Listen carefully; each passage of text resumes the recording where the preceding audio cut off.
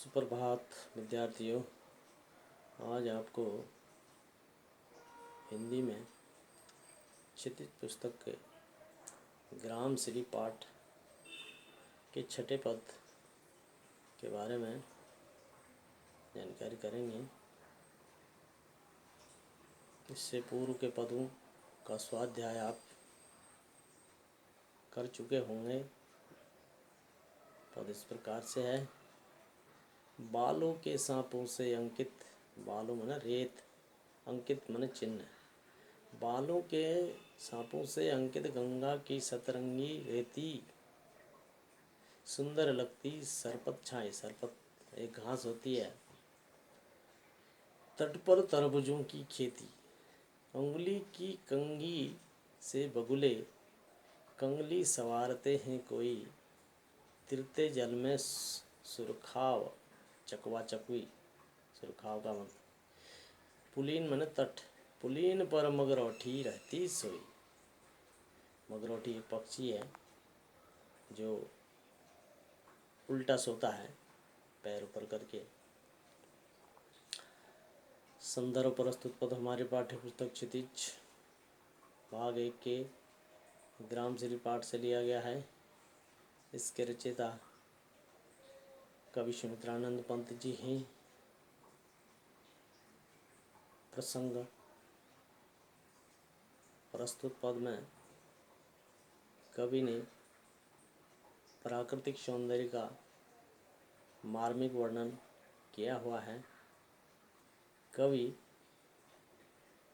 नदी के तट पर रेत को देखते हुए कहता है, बालों के सांपों से अंकित गंगा की सतरंगी रेती। ये प्राकृतिक दृश्य कितना सुहाना लग रहा है। गंगा नदी के किनारे पर, तट पर, नदी के तट पर जो रेत है वह रेत ऐसी लग रही है कि मानो उस पर सांप चले हो। सांप के चिन्ह अंकित जैसे महसूस होते हैं उसमें।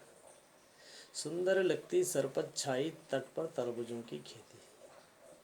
और नदी के किनारे तरबूजों की खेती और सरपत की जो झाड़ियां हैं बड़ी ही सुहावनी लगती हैं। अंगुली की कंघी से बगुले कंघी संवारते हैं कोई। और पानी में स्नान करते हुए बगुले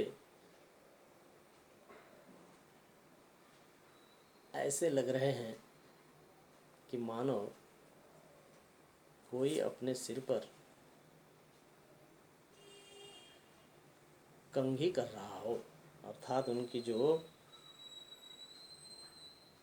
सिर पर चोटी है बालों की, वह ऐसी लग रही है कि मानो कोई अपने सिर पर कंघी कर रहा हो। तिरछे जल में सुरखाव, पुलीन पर, पुलीन माने तट पर, और उस जल में चकवा और चकवी।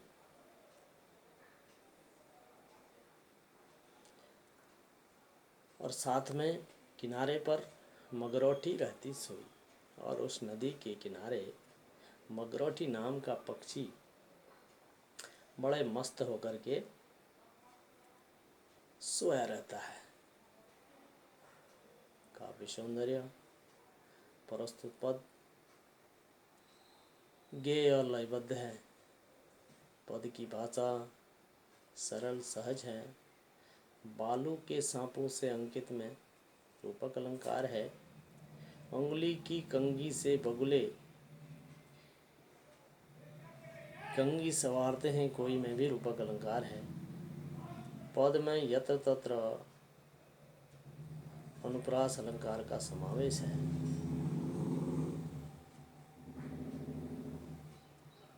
कवि ने गंगा के तट का बड़ा ही मार्मिक वर्णन किया हुआ है। इस प्रकार से ये पद भी पूरा हुआ। इसका स्वाध्याय करेंगे। धन्यवाद।